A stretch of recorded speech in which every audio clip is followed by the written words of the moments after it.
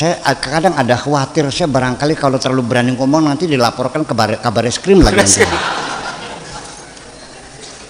Ya, tapi sebelum saya dilaporkan ke kabar eskrim, akan saya laporkan siapapun yang mengatakan Nabi Muhammad buta huruf. Saya laporkan polisi. Karena ini menghina Nabi saya. Karena buta huruf ini identik dengan goblok. Ini Nabi buta huruf itu maksudnya apa?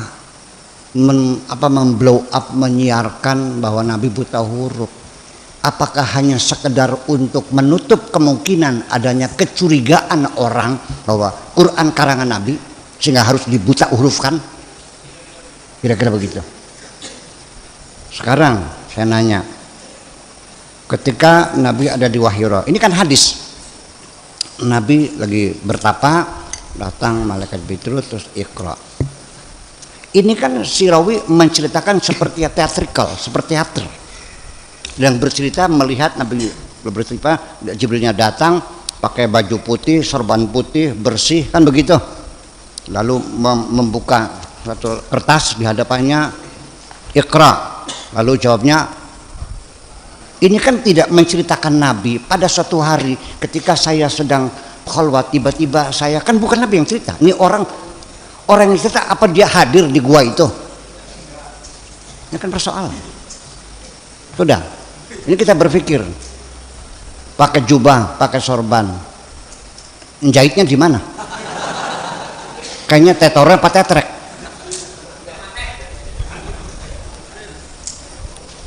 Iya. Apakah kamu berimajinasi seperti jubah sekarang ini pakai orang? Satu. Kemudian buka lembaran kertas. Sejak kapan kertas itu ada? Nabi lahir tahun 571. Ditambah 40 tahun, tahun berapa tuh? 571 tambah 40 berarti tahun 511.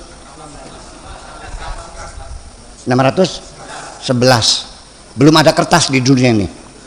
Kertas itu baru dibuat tahun 800, abad keempat baru orang bikin kertas. Udah. Kemudian lagi, Iqra, tulisan. Quran itu turun berbentuk tulisan atau berbentuk kaulan? Gagal kan? Gagal kan? Warattil Quran inna sanulqi 'alaika qaulan tsaqila. Biar cerdas mikirnya. Nggak apa-apa lah, Rok. Iya, terlaporkan baris krim. Ternyata umat Islam seluruh dunia manjung penjara KB. Hanya saya yang tidak. Allah tidak mungkin menyuruh orang yang tidak bisa.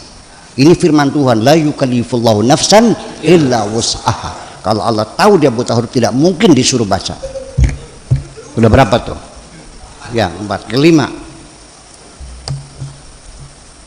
ya. Nabi disuruh baca dan kamu mengatakan Nabi tidak bisa membaca, berarti nabimu tidak melaksanakan perintah Tuhan.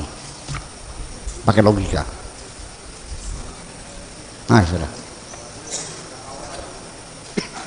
Nah, yang keenam,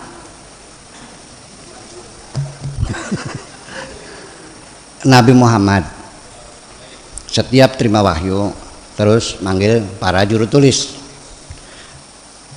Di dalam huruf-huruf Al-Quran yang di awal surat, alif, lam, mim, ya kan, ha, mim, ain, sin, qaf. Kenapa tidak alif berdiri sendiri, lam berdiri sendiri, mim? Kenapa alif dan mim? Kan lam namanya digandeng, ha, mim misalkan, terus ain, sin, qaf nyambung kan? Kenapa nggak digandeng semuanya? Lalu ada ro'a, ro, hamzah, alif bengkok. Ada lagi ro'a, alif, ro, alif, hamzah di atas, alif bengkok. Kenapa nggak pakai alif, pakai hamzah aja?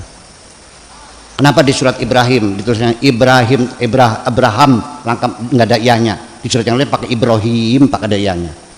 Apakah ini juru tulis ngarang sendiri sesuka-suka mereka atau atas petunjuk Rasul? Jadi bisa baca nggak dia? Pakai logika yang benar.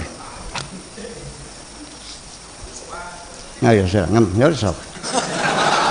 Lah ya iya kan gimana sih? Ini gara-gara yang kamu baca Khulasan Nurul Yakin soalnya. Sudah, setelah itu turun ayat Quran. Kan yang pertama Iqra bismi rabbikal ladzi khalaq khalaqal insana min 'alaq wa rabbukal akram alladzi 'allama bil qalam 'allamal insana ma lam ya'lam. Selesai. Kalla innal insana la yatqa kan nanti kemudian.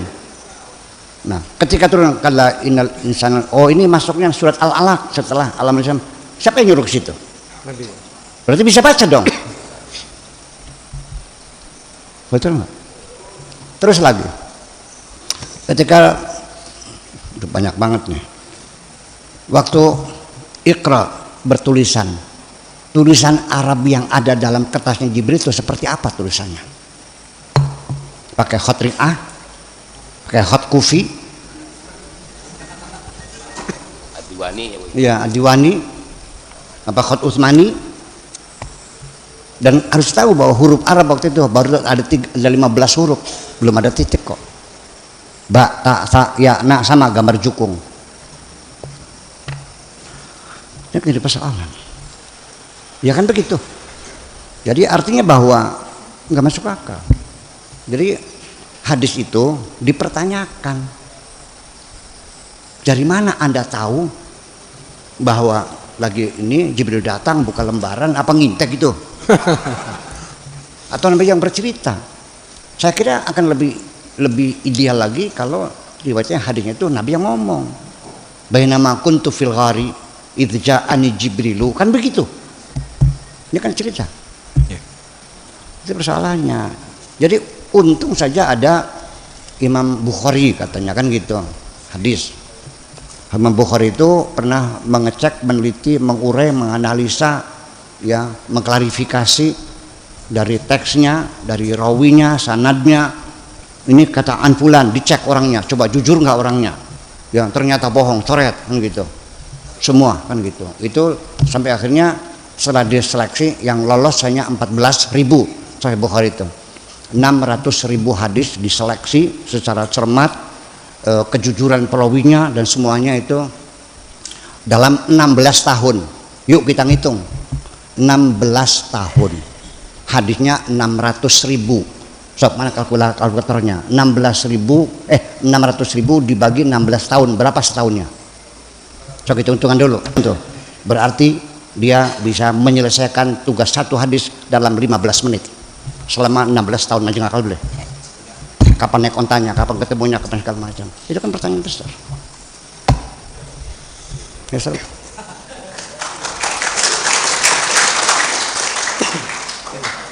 Dulu saya dengan Gus Dur bicara seperti ini. Kata Gus Dur, ya memang begitu Pak Sakur. Saya ini beragama kayak pegang bara. Dilepas nggak boleh, dipegang saya sakit. Ya kan artinya. Oleh karena itu, yuk sekarang kita berpikir. Jangan takut murtad dong. Daripada kamu mempercayai sesuatu yang tidak benar. Betul nggak? Ya iya, berpikir kritis. Selama ini kita dididik beragama ini dengan cara pejamkan matamu, matikan lampu, tutup jendela, kunci pintu. Yakinlah begitu caranya. Selama ini kan begitu. Pokoknya kan begitu. Yuk kita berbicara rasional. Itu yang saya inginkan. Dan ini akan terjadi perubahan nanti. Sebab kalau tidak dimulai dari pikiranmu, bagaimana bisa berubah? Iya dong.